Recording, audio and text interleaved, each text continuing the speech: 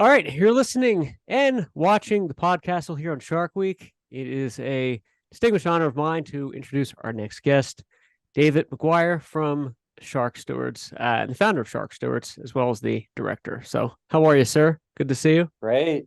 Thank you. Happy Shark Week. Happy Shark Week. I'm glad we could put this together. You've been very busy, so tell me, like, every day changes, it seems like. You're doing all kinds of awesome, cool things. Where are you right now, and what are you doing? I'm in Kona, Hawaii. Since COVID, I kind of reconnected with Polynesia, where we started Shark Stewards, actually, in a documentary we made over 20 years ago on shark finning. And so I've been working in Hawaii on local marine managed protected areas, supporting local Hawaiian communities and scientists on several shark conservation bills in the past few years, and working on a film on shark conservation. All cool, awesome things. I'm a little jealous. I wish I were there working on in Hawaii, working on shark conservation films. What are you so it's a documentary, I would imagine, that's you're putting together yourself. Yeah, it's a bit of a redo of my first film that eponymously named Shark Stewards. It wasn't really the plan, but the backstory of Shark Stewards and my filmmaking is we were on a expedition crossing the Pacific, looking at coral reefs and diving, and we were diving reefs in the Tuamotus, primarily in French Polynesia, between Tahiti and the Marquesas, and really, like, hardly anybody lives there, and nobody lives there. It's a few coconut trees and a lot of fish and a lot of sharks in some islands, but others had no sharks. And we were able to sort of, later empirically correlate the relationship between the loss of apex predators and coral reef complexity and health. But at the time, we actually anecdotally, it's like, well, first of all, where are the sharks? Because some of these atolls had hundreds of sharks, like Whakarava, like, you jump in, it's like Shark Fest in the past. Yeah. And others had none. And so the local guys were like, oh, the tuna fishermen get money for the shark fins. And so we like, this was crazy. This was inconceivable. We saw sharks on the bottom without fins. So we actually went back, did some research on the way through in Papayete. We filmed this boat, Taiwan flag, and is lined with shark fins. It was a tuna boat. And I went up, none of this was illegal. Shark finning wasn't condemned. And it was just inexplicable to us. And we actually were able to talk to the guys and film it. And it's when I went back to California, to UC Berkeley, where I worked at the time, it's did some research like this. Nobody was doing anything. This is before Rob Stewart did Shark Water. There was really no exposure. So we went back and made a documentary called Shark Stewards of the Reef to advocate for the first shark fin trade ban, as well as the establishment of the Papahanaumokuakea, the first marine national monument established under President Bush. So it was an advocacy film, still on YouTube, on our Shark Stewards YouTube, but it was made for PBS, but it was also translated into Chinese. And so that more Chinese people who are the major consumers saw this film and hopefully saw sharks in the wild as well. So the film that we're doing now is a bit of a redo in a different sense, in a more triumphant context. 16 or 17 years since the establishment of the monument, we're now working on National Marine Sanctuary status, which will provide more science, more protection for other critically endangered species like monk seals and sea turtles, provide more funding for NOAA to reduce marine debris, which is a huge issue on the islands, the windward sides. And so the film will really be about a feel-good, still have that Polynesian cultural connection, which is very strong, and why I think it's Hawaii is the strongest, certainly the strongest state in the nation, but in some places in the world, there's no shark fishing legal in the state of Hawaii. Right. So that's what we're hopefully letting local people tell their stories of why they want to protect Mano, the shark, how they've done it, how it's been supported by scientists and advocates, and how we can use that as a model elsewhere in Hawaii and in the world. Yeah, thanks for doing that too. And then thanks for your awesome work with that. I know the first film definitely still holds up, but certainly we've come a long way in 17 years. So it's nice to see kind of a redo or a part two, whatever you call it, which is a good way to measure kind of the success that you help put forward with everything that you've done since then at that time and then the last 17 years. So I think that's a really cool concept that you're working on that. And Yeah, for obviously for all the HD. accomplishments. Well, it's going to, thank you. It's from tape on, standard definition tape to now 4 and 6K. So the images will be much better. Different. Also, I didn't know how to shoot then. They just gave me a camera because I was sort of a photographer, but they're like, "Hey, you shoot, right?" I'm like, "Kind of." I mean, Yeah, I'm a sure. biologist. Yeah, by whatever you need me to training. do. And they're like, here's an underwater camera. And so, of course I flooded one in several sense, but yeah, I'm a better cameraman and As the you do. technology is so much better. So less talking head. This one will be a lot more personal story told by the people as opposed to an interview. Yeah. So a little bit more dynamic, more action, I hope. And this is a short, and we're using it actually to advocate for increased protection of this shark behind me, the oceanic white tip, which is critically endangered. And we're working to phase out gear in some of the large tuna fisheries, the longline fisheries, which actually started here in Hawaii to ban wire longlines in the tuna fleet, which are killing thousands of these sharks, and there aren't that many left. It's estimated that there's less than 5% of the original population of oceanic white tips in the Pacific left. Actually led by Native Hawaiians also to do that in the Westpac, the Western Central Pacific Fisheries Management Council. So we want to take that to the Eastern Pacific, and we would have the whole Pacific at least less bycatch of some of the most endangered sharks, which includes silkies and then other sharks that are threatened, like, Yeah, and bycatch is such an ugly, scary thing, and when you talked about the percentages, you're saying less than 5% or left, or is this because of overfishing? What's the main culprit? Of overfishing. Yes, good question. It's multifactorial, really, because post World War II, we really became focused on industrialization of extraction on the ocean, and we had a lot more technology, not just the West, but the East as well, and applied that towards, fishing whales too, killing whales, but also industrial fisheries. And unfortunately, these mega ships now are, owned by several nations, including China as the largest, and they're, putting out long lines that are 100 miles long with thousands and thousands of baited hooks. And seabirds like albatross, sea turtles, of course, any air breather is going to drown.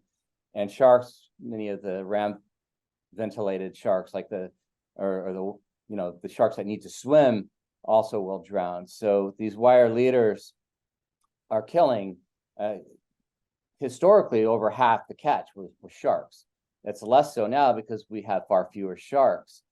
As the value and the economics placed on shark fin and the change in China about 20 years ago from the Mao, post-Mao, to really capitalistic communism, there's a lot more middle class, a lot more spending power of Chinese, and this kind of blast to the past of the Sung dynasty, this demand for shark fin soup, this delicacy, exponentially increase, and where sharks that might have been alive on long lines and released, the value for their fins suddenly shifted that practice to whether live or dead, they would take the fins.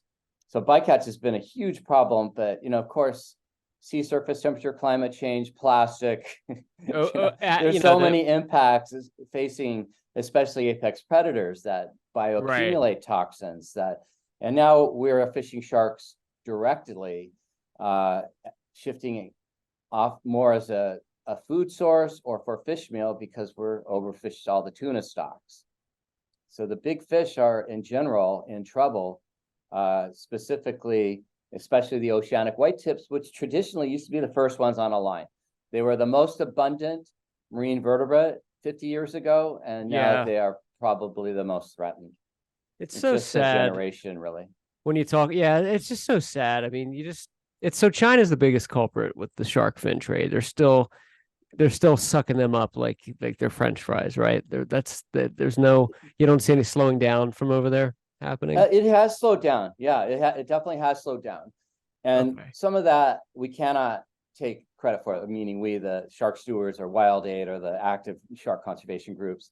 The Xi Jinping, when he came in, imposed these austerity measures that had a whole list of things that Communist Party members who were notoriously corrupt could not participate in or partake in. And that includes like having a Bentley or having a beach house or serving shark fin soup. So shark fin soup and other exotic wildlife actually were on this list. And the good thing about communism is they don't mess around. If you know, it's the finance. You're going to die if you don't play by the rules. And so that trickled down to government functions or visiting dignitary functions. So where shark fin soup was de rigueur, or whatever the equivalent of the French is in Chinese, suddenly is taboo, to keep mixing my metaphors and languages. So that had a significant reduction. Right. There is increased. Wild Aid certainly did a great job. I mean, they basically kicked out of it, but they had Yao Ming on billboards. I remember. By the Chinese and we do a lot of our media to young people in social media that nobody in the U.S. ever sees. I hate to like point fingers at races because I've dealt with this. I'm a white man, right? And I'm dealing with a cultural sensitivity. So what we did is created a coalition of Asian Pacific Islanders and Chinese Americans and Chinese Canadians and now Chinese Europeans to say it's not their culture, right? We can shift our cultural values. And I think that is occurring in China. I just hope it's happening soon and quickly enough. And that goes for pangolin. You look at Wuhan and the transfer of diseases, zoonotic diseases in Guangzhou, the wildlife, terrible. Right.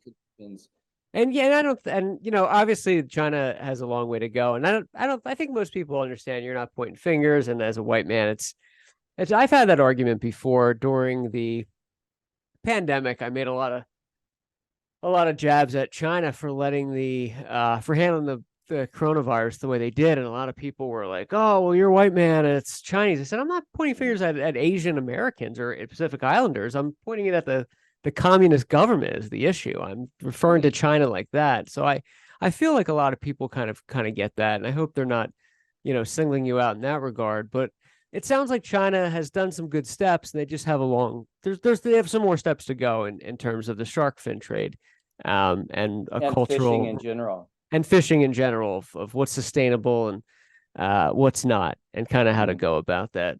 I want to encourage people to go to sharkstewards.org. So you founded Shark Stewards. When did this start? Was it early 2000s? Yeah, it was formalized in 2006. I kind of lingered on with my day job at Cal for an extra year or two, and then just cut the cord, the umbilical, which is hard to do because I love universities, I love academia, but I wasn't happy with what I was doing. I felt I could do so much more as an activist. So 2006, we really started on that voyage though between 2001 and 2003. And you mentioned your background in academia and you're an academist. And they kind of go hand in hand with conversation. You can be passionate about something, but to really move change and move people, you do need to be very educated. So I feel like it's kind of a good double threat from you is that you're backing up what you're doing because you understand how it all works, how it all ties together. Well, I think what distinguishes us, and is important to me as a marine biologist and somebody who's worked in environmental health, is that, that we're fact-based. We try to back up. We're passionate too. I am passionate. I'm not a shark hugger. I'm not a shark toucher, but I really appreciate them. But it's really like, I wasn't into sharks. I studied whales as an undergraduate. I love the ocean. I studied environmental toxicology. I mean, chemicals. But it was just that's very interesting. they're the symbols of ocean health, really. And that's something that really presented itself to me serendipitously and fortuitously. Really, it's just like, wow, sharks Sure. are getting killed. Of course, as a surfer growing up in the ocean, you know about sharks. We're aware of sharks. You know, this Yeah. is Shark Week.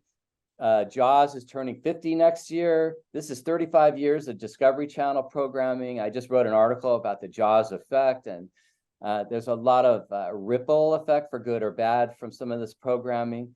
But Yeah. sharks get our attention, and if we can flag that, fly that flag of sharks as symbols of ocean health or health decline because of their complex role, because of their integration into the sophisticated food web in the ocean and the impacts of their removal, that saving sharks can save a lot of other species, and it gets our attention quickly. I mean, you just see the programming. I mean, Discovery Channel said it's #1 television viewed this week. They dominate the market. That market, by the way, is white men between 17 and 49. So Oh yeah. I Oh, think easily. maybe Jason Momoa will help. He, being studly, charismatic, handsome, I and don't think also so. I an don't think he's going to environmentalist. help change the. I don't think the Jason Momoa fans are going to tune in to Shark Week. I'm sorry. I I'd get hope what they're so. doing. I hope they do. But and I think Jason Momoa is one of the better guests we've had in years, in a long time. Actually, there's been some great guests over the years, and I'm not going to mention any names, but there's been others where you're like, I don't even know if they knew what a shark was before they did it. It's just, it's been up and down, but I have nothing to love for Shark Week. And I will post this link in the video description and the audio links, what David mentioned. And the article is on Shark Stewards. It's how Jaws influenced shark perception. And anyone who's listened to and watched this show, especially over Shark Week, we've talked a lot about this stuff. So I feel like it's appropriate to ask you your opinion, David. Do you feel like we've reached a tipping point in terms of public perception of sharks, that they're not dangerous, they're not going to hurt you? Are we there yet? Are we close to being there in terms of getting past this whole sharks are scary, sharks are bad perception? I definitely think that there's been a shift in California where I That grew means up. no. Globally, I would say no. Right. You're seeing this sort of Jaws effect right now on the East Coast with the increase of white shark populations there and the close proximity to coastal cities, especially elite areas. I think that in some degree has been exacerbated by technology, and particular one group that you can live track sharks, and those sharks have been there. The seals are coming back. The sharks are protected, so they're coming back. There has not been any statistically or significant increase in human encounters or shark attacks, yet you see a lot more concern and stories, particularly I think on the eastern seaboard, about white shark increase in population. In California, Dr. Chris Lowe at Cal State Long Beach, we at the Cal Academy, I think we've been able to scientifically defray, Stanford certainly, the relative risk, and people, I think, get it. I'm an active member of Surfrider Foundation. I talk to surfers all the time. I do a lot of public speaking and a lot of open water swimming and surfing. And for the most part, people get it, but elsewhere, no, there's a lot of ignorance. In particular, we work in Southeast Asia, and the divers get it. Those are our biggest peeps. Those are the people we connect with the most because they want to see sharks. And the tourists, the snorkelers or the noodlers, floating around who barely know how to swim, especially Asian visitors too, they are terrified. They don't get it. And there's hardly any sharks left. I mean, they're more common in the soup than they are in the ocean in these areas we're trying to protect in Indonesia and Malaysia. So sad. So we have a long way to go with education. I think programming in those languages is critical. Like we need a Chinese Shark Week and in other languages and other cultures with that context, with those stars too, And I think actually that's where Momoa, and last year with He can Dwayne help bridge Johnson, the gap. He's Polynesian blood. He's got the mano. He's got the tattoos. He's an activist. He does. In Hawaii for Hawaiian cultural values and lands.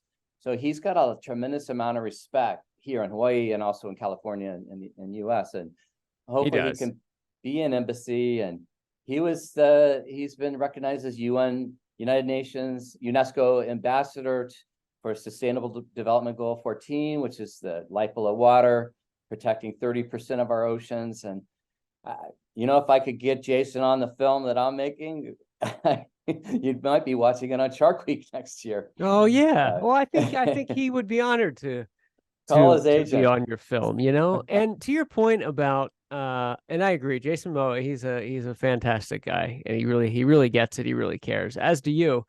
And I feel like part of the idea to help persuade the public and to educate them goes back to what you said about education, have like a Chinese Shark Week or something like that. But also a lot of it falls in the media.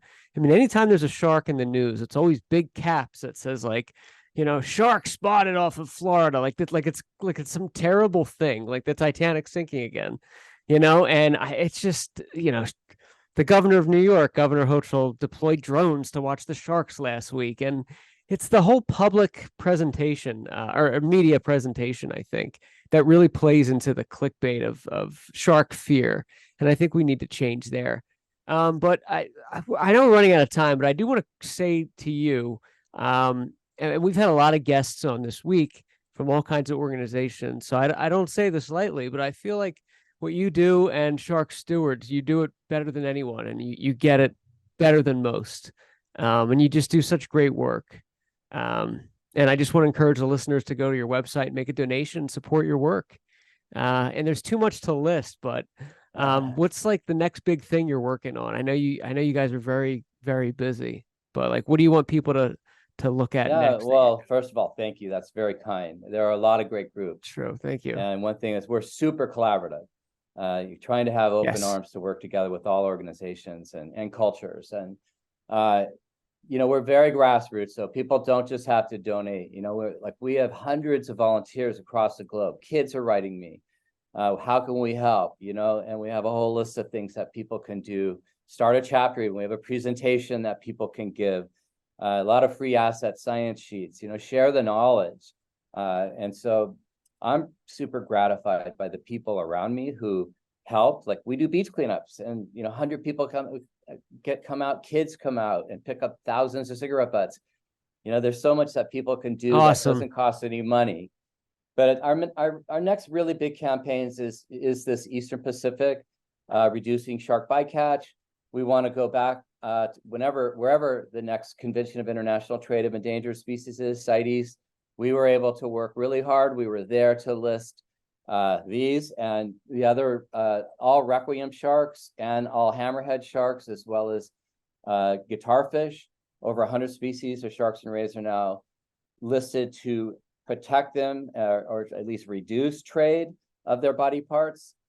We want to uplist this shark and the whale shark to Appendix 1, 0 kill, 0 take, almost zero retention except for scientific or cultural purposes.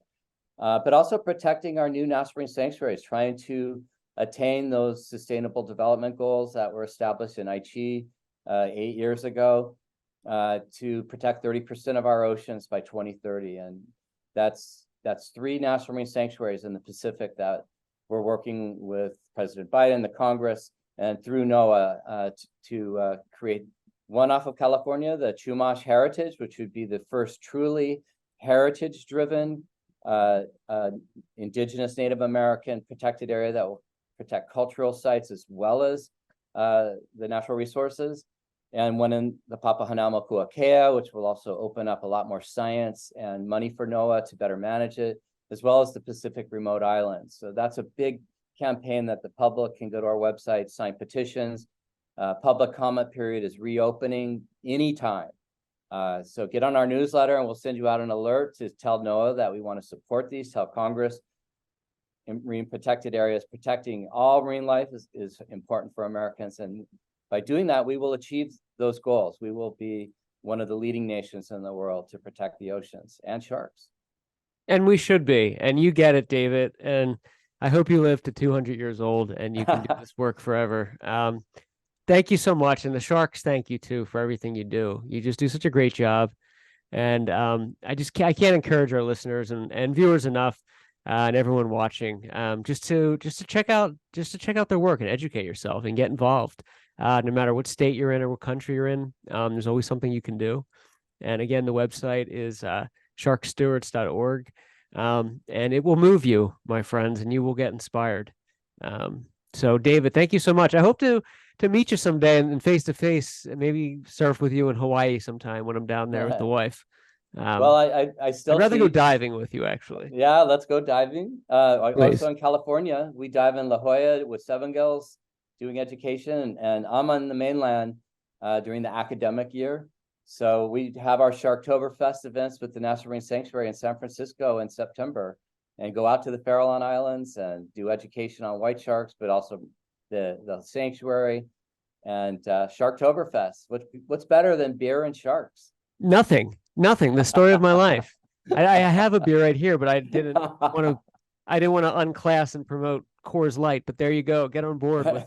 But unclasp, is that what you said? What's that? Good. Did you say unclasp? That would have been. I was like, yes, I didn't want to. I didn't want to unclasp. This is water, the show. but I'll toast you anyway. Thank you, sir. Cheers to you. And I will plan on that. That's San Francisco Sharktoberfest, and you're up there. Yeah. We don't need an excuse to go to San Francisco, where it's our home away from home. So I will plan on that, and I look forward to seeing you. And please come back on the show soon and any time that you're free. I know you're a busy guy, but you're always welcome. Thank you. Great to talk to you. Great to talk to you too, David. Thanks again, sir, and be safe. Yeah, happy Shark Week. Happy Shark Week.